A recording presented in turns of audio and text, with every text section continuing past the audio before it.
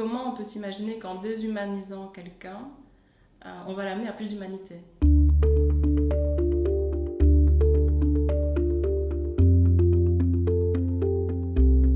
Personnellement, dans le domaine de la criminologie, je m'intéresse à l'après-passage à l'acte. On peut s'intéresser à la compréhension du phénomène délinquant avant qu'il ne se passe, au moment où il se passe. Moi, je m'intéresse plutôt à, une fois que l'acte est commis, ce qu'on peut faire et comment on peut modéliser la prise en charge. On était dans une criminologie assez négative dans les années 80, avec l'idée que rien ne marche.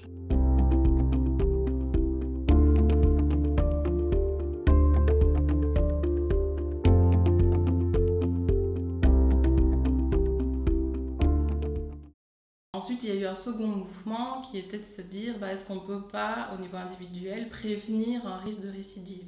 Et donc faire en sorte de se dire il y a des individus qui sont plus à risque que d'autres de récidiver à partir du moment où il y a eu un premier passage à l'acte.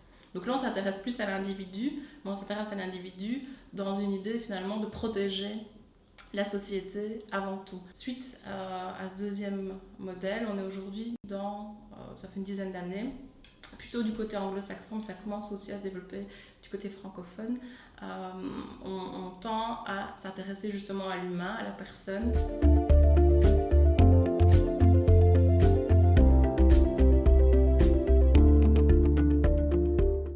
Il y a un principe en mathématiques qui dit que quand on a du négatif et du négatif, le moins à moins donne un plus ou donne du positif. Et ça, en sciences humaines et sociales, pour moi, ça ne fonctionne pas. Alors que c'est quelque chose, je pense, qui est présent dans les représentations. Et donc, comment on peut s'imaginer qu'en déshumanisant quelqu'un, on va l'amener à plus d'humanité?